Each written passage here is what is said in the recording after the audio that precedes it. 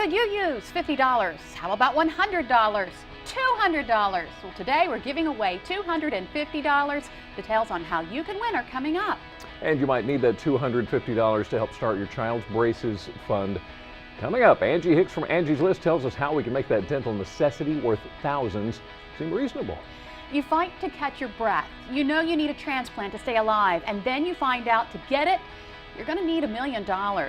What do you do? For a local man, hearing those words only made him fight harder. Today, we share his story of perseverance. Okay, so have you done it? Laying on your back, searching the sky for that perfect cloud in the shape of a dog or a bear? Then had your children return the favor, helping to make that long drive to Grandma's entertaining. WBOC Chief Meteorologist Dan Satterfield joins us to tell us what some of the shapes of the clouds are and why the gray-looking storm clouds may not really be gray at all. Brian has so much fun seeing us sweat out picking his location during his Where is Brian game. Well, today we get to see the 5 ladies of the top give him a hard time. Plus, some of the ladies, including Mrs. O, share the one thing many people would not know about them. Made them squirm, they did. And take a look at this. It seems like that extra hand so many of us need when we're in the kitchen, so how really does it do? Well, today we put the Robo-Stir to the test. Delmarva Live starts right now. Good afternoon, everyone. I'm Lisa Bryant. I'm Jimmy Hoppo. Welcome to Delmarva Live from Historic Studio D. And we want to start off with, I guess, a programming note. The band, The Fleeting Ends, was supposed to be with us today, but unfortunately, the lead singer came down with strep throat, so obviously he can't sing. Yeah. And Jimmy wouldn't sing for him, so he's going to get plenty of rest. We want him to get well soon. Yeah, real quick. We'll get him back as soon as we can. Missed that. We were looking forward to that. I was. Also, a quick reminder here real quick. Glen Avenue is going to be closed for a while tomorrow. Warwick Community College is having their commencement activities. It's going to be held at the Waikamaku Youth and Civic Center. So Glen Avenue is going to be shut down from 5 o'clock until 10 o'clock tomorrow night. This is something that County Executive Rick Pollitt has been doing since 2010. Just for the safety and the well-being of everybody in the neighborhood and everybody in the area. So watch out for that. Glen Avenue closed, between 5 and 10. And a lot of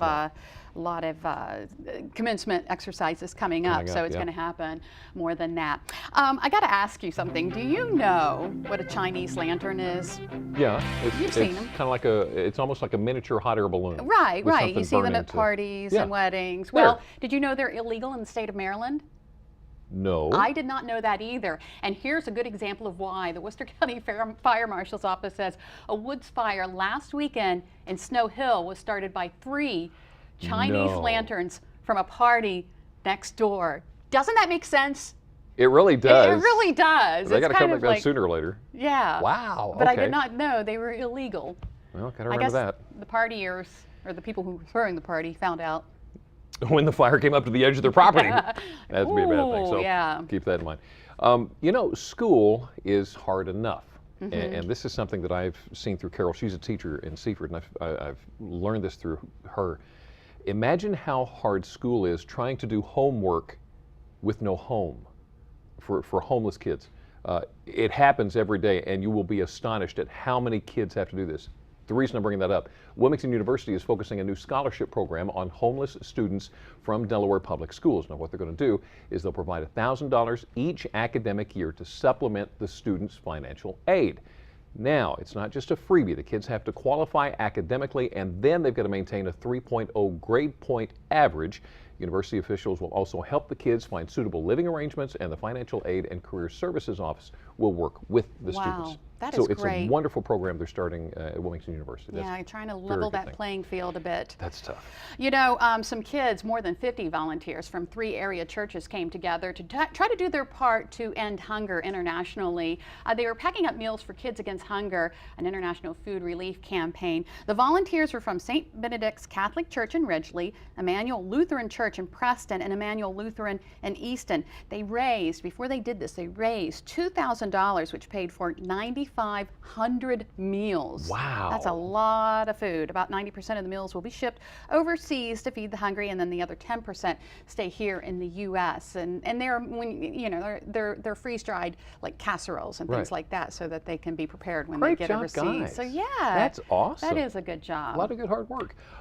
Wednesday, by the way, just want to remind you, is Early Childhood Advocacy Day at Legislative Hall in Dover. The Delaware Association for the Education of Young Children is asking for people to attend to show support for young children, their families, early childhood education, and the providers who work to provide quality care and education.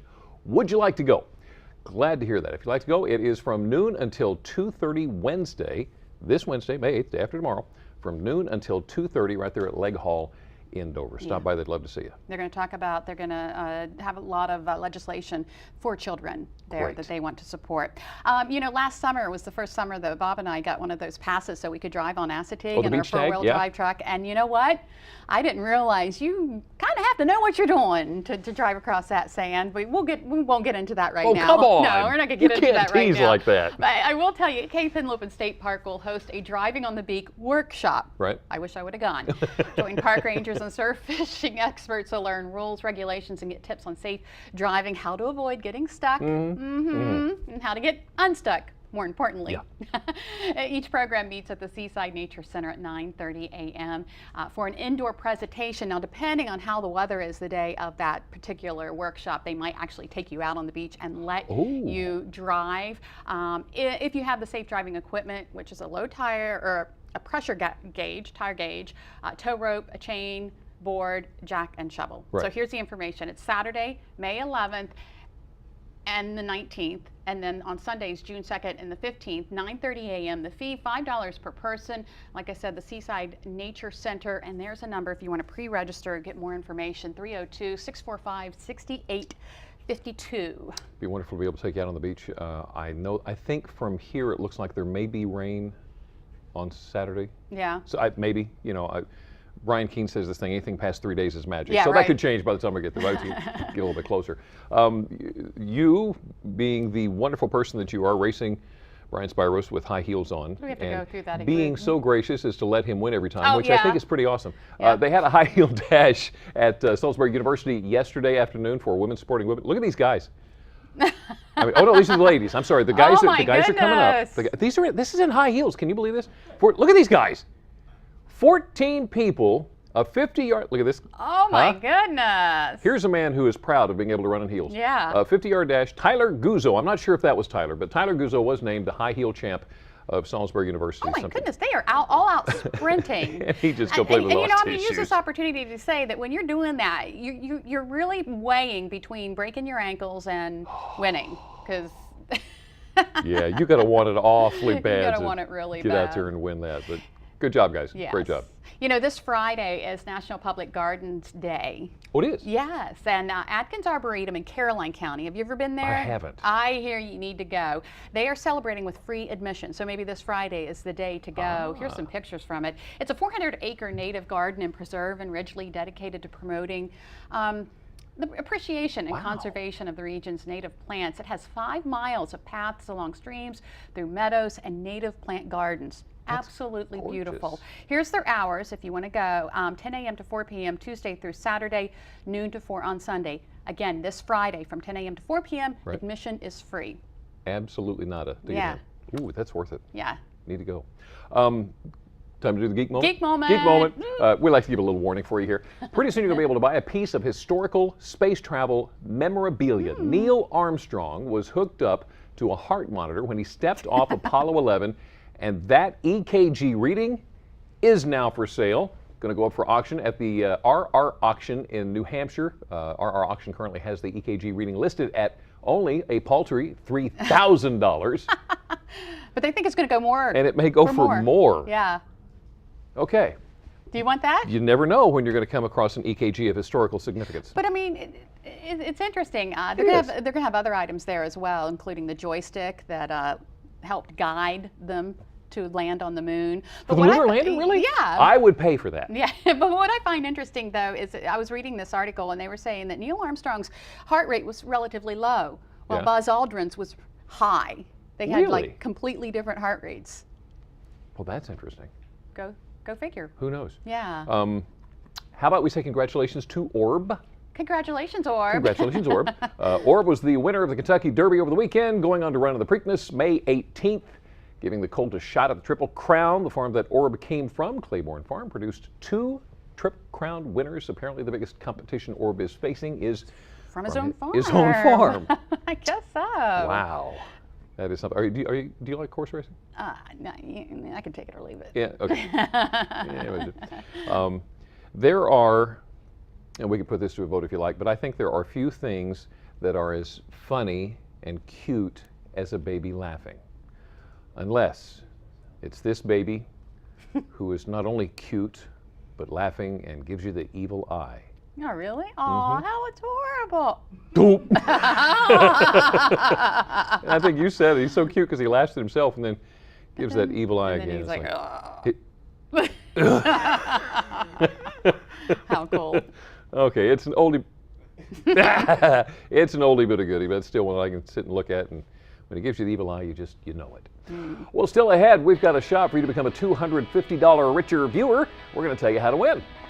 And you've probably seen the ads for the Robo-Stir and thought to yourself, that would really come in handy. Wondering how well it works? Well, we put it to the test.